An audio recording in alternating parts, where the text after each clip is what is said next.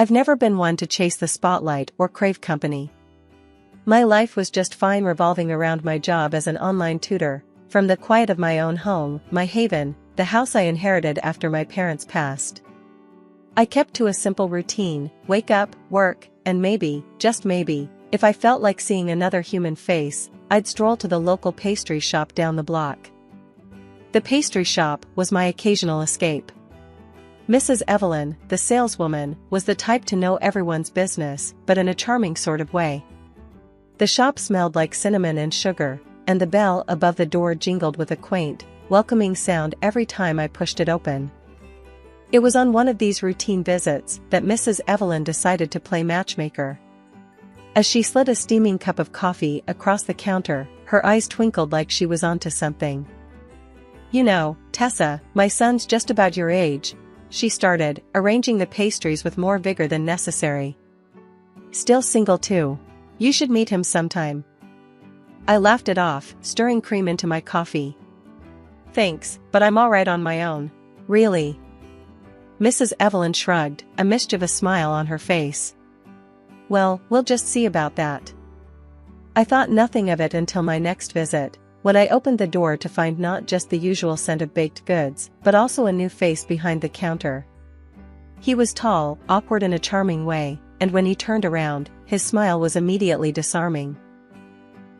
"Hi, Tessa, I'm Jack, Evelyn's son. I think she's mentioned me?" His words caught me off guard. Mentioned him? More like schemed up an entire meet-cute without telling me. "Oh, yeah, she might have said something," I replied, trying not to show my surprise. Jack handed me a blueberry muffin on the house and leaned on the counter. "She thinks she's being slick, setting us up like this. Sorry if it's weird." I couldn't help but laugh. "A bit unexpected, but it's fine. She means well." As he talked about his job and his hobbies, which, surprisingly, included a lot of reading, something we had in common, I found myself genuinely interested. Jack wasn't just some guy his mom wanted to push on a customer, he was actually pretty cool. "Do you come here often then? To get away from the chaos of the world?" he asked, gesturing to the shop. "Yeah, it's my little retreat. Good coffee, better pastries, and now, apparently, decent company," I said with a smirk. Jack grinned, clearly pleased. "Decent? I'll take that as a compliment, coming from someone who'd rather be at home."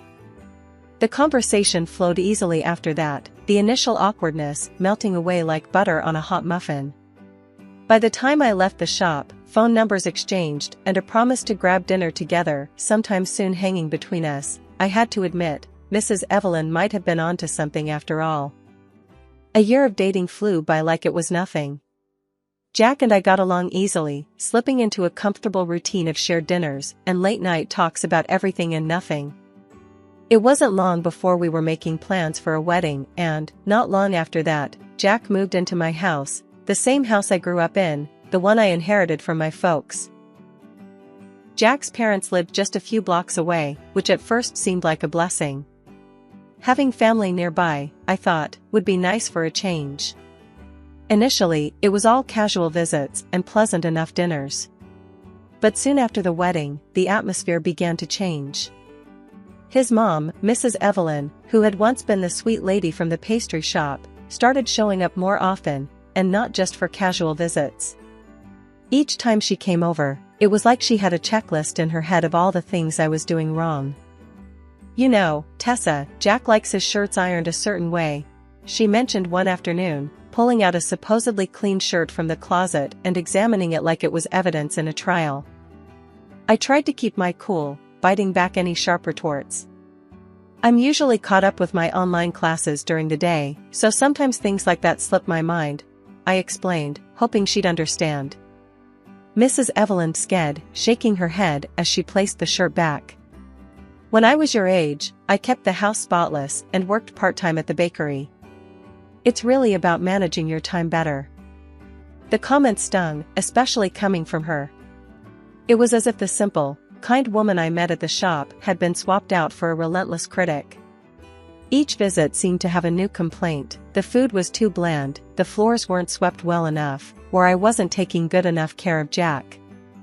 Jack's dad was more on the quiet side, but he had his moments too. "Lunch isn't ready?" he'd grumble, checking his watch dramatically as if he'd been starving for days. "I work from home, yes, but I'm actually working, not just hanging around." I tried to explain, more than once, my voice firm but controlled. They nodded, murmured something about understanding, but the next visit, it'd start all over again. I found myself dreading the sound of the doorbell, knowing it likely meant another critique was coming my way. Despite the growing frustration, I held my tongue. Arguing wouldn't help, I thought. Jack was caught in the middle, trying to smooth things over, telling me his parents just meant well and that maybe they were just set in their ways. "They're from a different time, Tessa, you know? They don't get the whole work from home thing," Jack would say, trying to bridge the gap between us. But no matter how much I nodded and smiled, a part of me burned with every sideways comment about my cooking or cleaning. They still live separately, though, I reassured myself after each visit. "It's just a couple of hours a week. I can handle this." One sunny afternoon, I was wrapping up an online session with a student when I heard the sound of a truck pulling up outside. Curious, I peeked through the window and saw Jack helping his parents unload big bags and boxes from a truck that was parked out front. I walked outside, trying to keep my tone light. "Hey, what's all this?" Jack wiped his brow and gave me a sheepish look. Well, it looks like my parents are going to stay with us for a bit." "A bit? What does that mean, Jack?" I asked, my voice rising, despite my attempt to stay calm. "It's just temporary, Tessa," he said quickly, almost tripping over his words. "Their house is being rented out for extra income. They thought it'd be easier to stay here for now." I felt a chill run down my spine. This wasn't just a visit. This was moving in. "Jack, don't we usually talk about big decisions like this?" I asked, my voice tight. Before he could reply, Mrs. Evelyn came bustling over, her voice full of false cheer.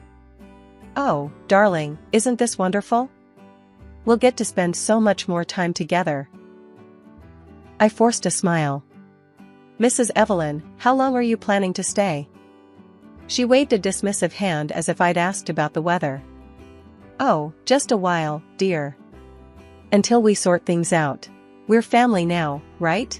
Families help each other." I glanced at Jack, waiting for some support, but he avoided my gaze.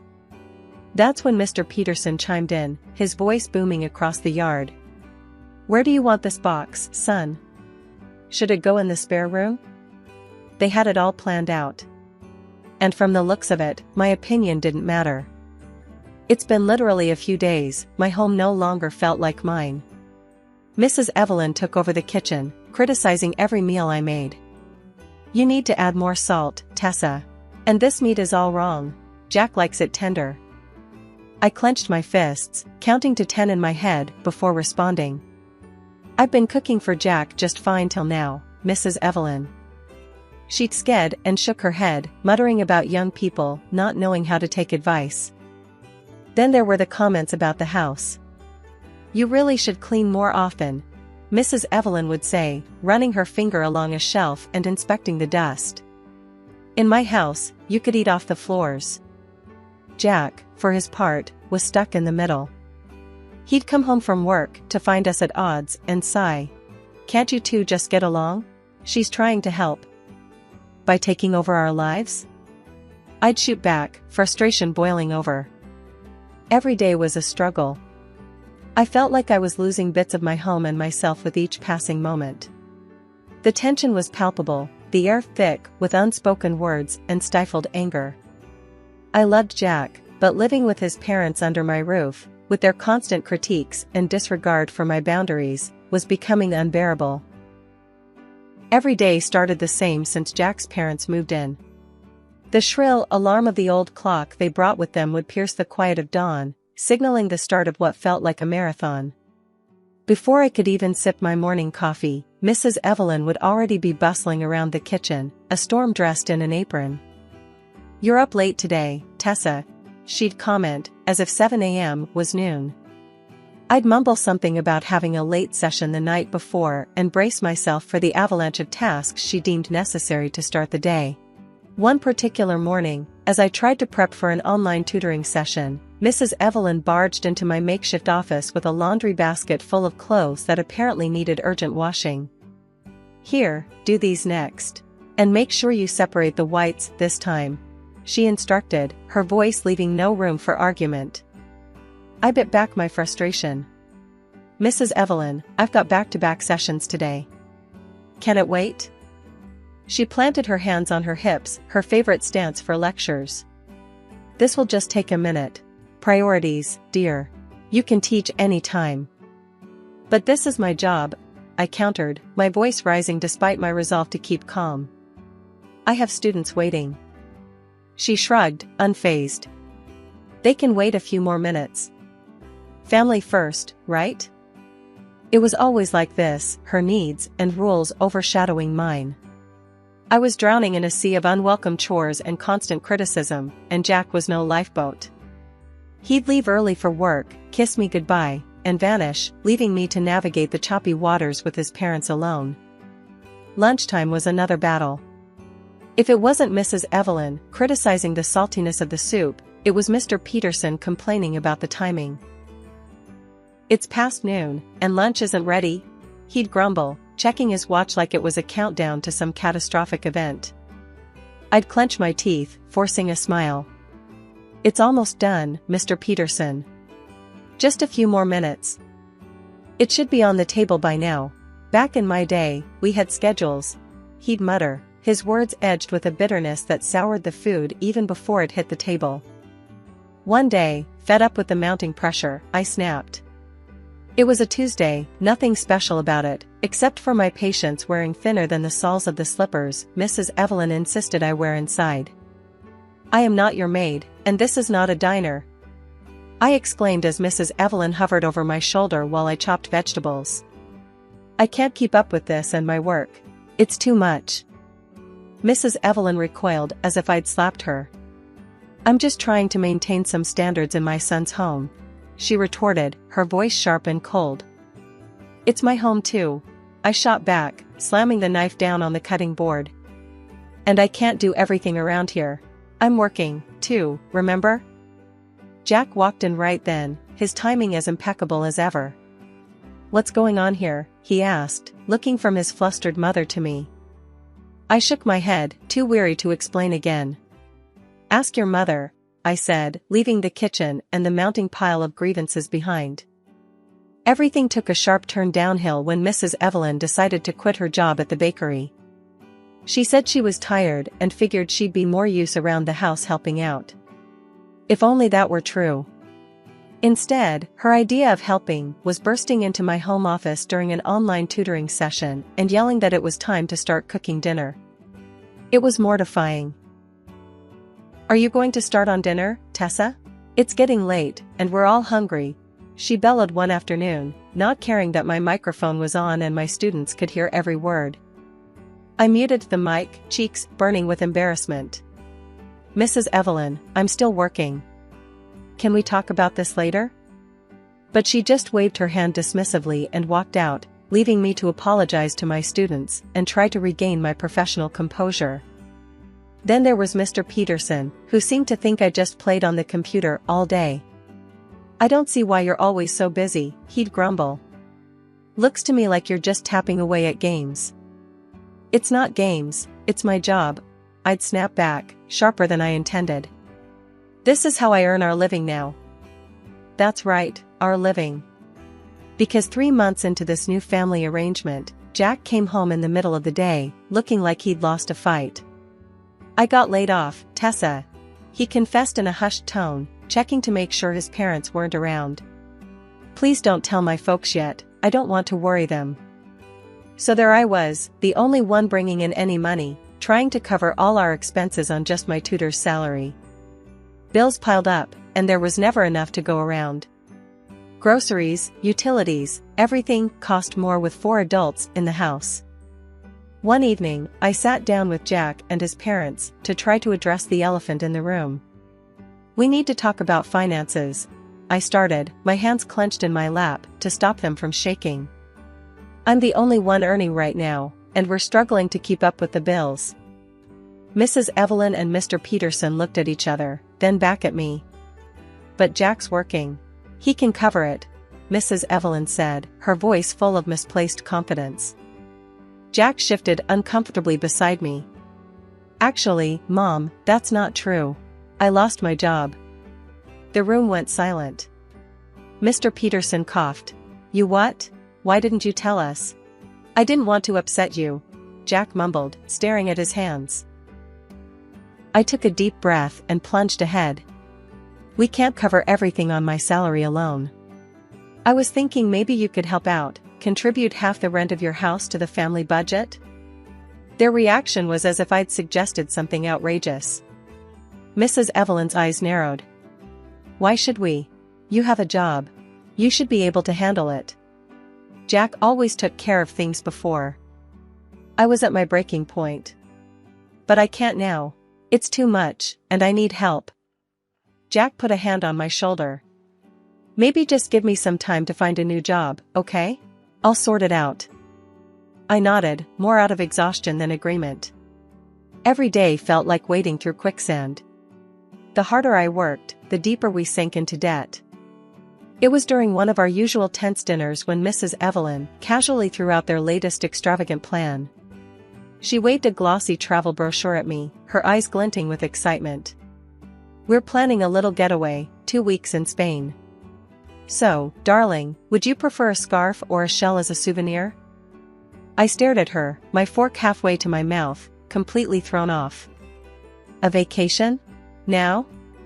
Oh yes, she gushed, her enthusiasm undimmed. And we were wondering if you could chip in a little. Just $2,000 for some pocket money. It's nothing too much, right? I slammed my fork down, my patience finally snapping. Where is all this money coming from? You spend on restaurants, clothes, now a vacation. And you haven't contributed a dime to the house expenses. How can you even ask for more money? Jack's face paled, and Mr. Peterson shifted uncomfortably in his seat, but Mrs. Evelyn just plowed ahead, oblivious. Oh, we've been saving up, and a little help from family isn't too much to ask, is it? Saving? By leeching off us? I shot back, my voice rising. You don't pay for groceries, rent, nothing. And you still expect me to fund your trips? Jack tried to interject, his voice tight. Let's calm down and talk this. No, I'm done talking, I interrupted, pushing back from the table. You barge into my office, disrupt my work, and have the audacity to call this help? I have no space, no privacy. How is this a family? Mrs. Evelyn's face crumpled, and she burst into theatrical tears. How can you say such things, Tessa? We've done so much for you.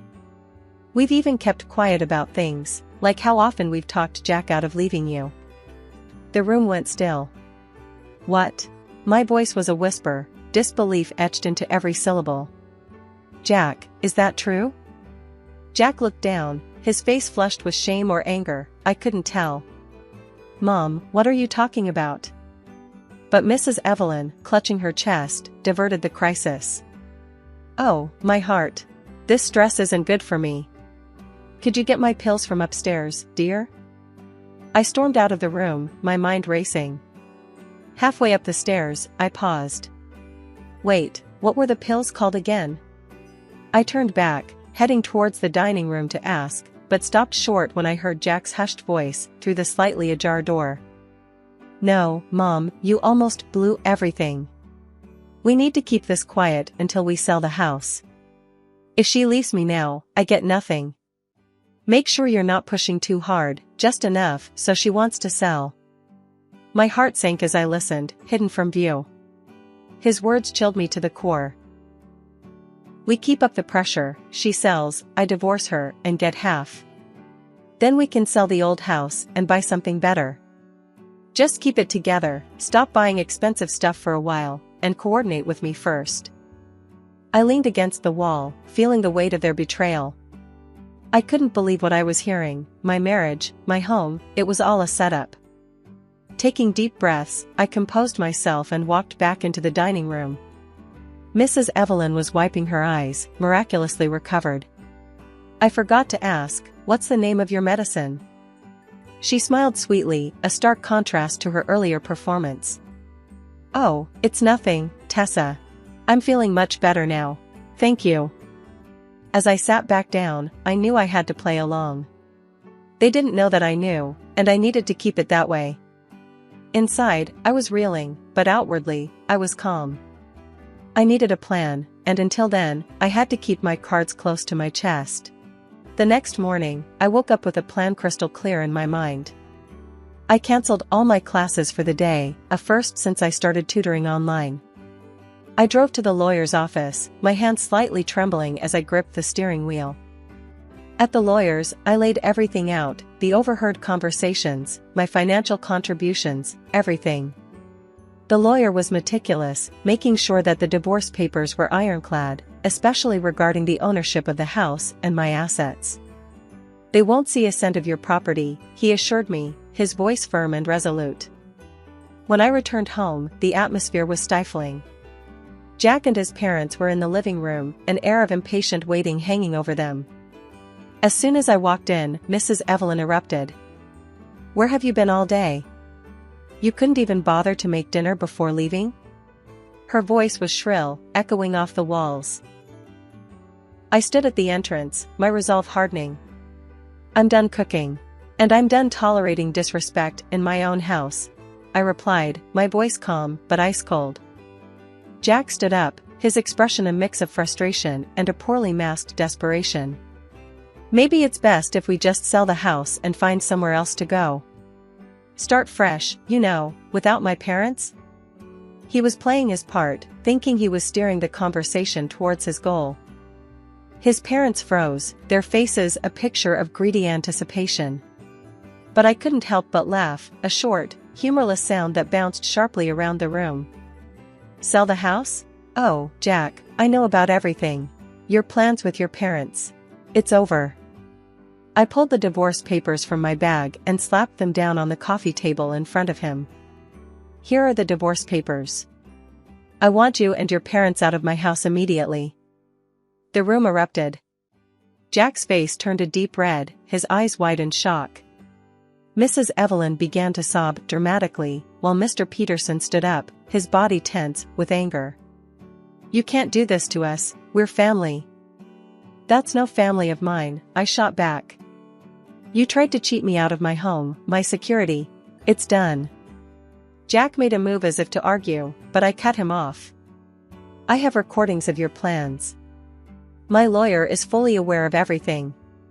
Leave, or I will call the police." They gathered their things, Mrs. Evelyn wailing the entire time, while Mr. Peterson muttered curses under his breath. Jack looked defeated, the reality of his situation finally dawning on him as he realized the game was up. The next few weeks were a blur of activity. I threw myself into revamping the house, turning it back into the sanctuary it had been before. Each room was cleansed of any remnants of the past months, every cushion, every piece of linen that held any trace of them was replaced. One afternoon, while rearranging the living room, my phone buzzed. It was a call from Emma, a friend I hadn't spoken to in months, too embarrassed to tell anyone about the mess my life had become. "Hey, Tessa, I heard about the divorce."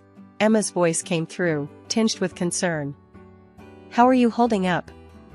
I paused, paintbrush in hand, looking around at the half-finished room. "I'm okay, Emma.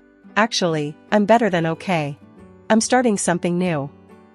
I'm expanding my online tutoring into a full-blown virtual academy. Planning to offer courses worldwide." We chatted a bit more, and after hanging up, I felt a renewed sense of purpose. My life was truly my own again, and I was going to make something incredible out of it. Days turned into weeks, and my project began to take shape. I hired a small team, working tirelessly to build a platform that wasn't just about learning, but about connecting people across the globe. The response was overwhelming. Students from different countries signed up, eager to be part of a community that promised more than just education. Several weeks later, Mrs. Evelyn called me. The house they had rented out burned down due to faulty electrical wiring, a disaster exacerbated by her failure to renew their insurance on time. "Can we stay with you, just for a little while? We have nowhere to go," she pleaded over the phone. The pause was brief. "No, Mrs. Evelyn," I replied firmly. "We are strangers now. I wish you the best." Hanging up, I felt a twinge of something, a remnant of the bond one thought we had. But stronger than that was the conviction in my own voice, the certainty in my choice.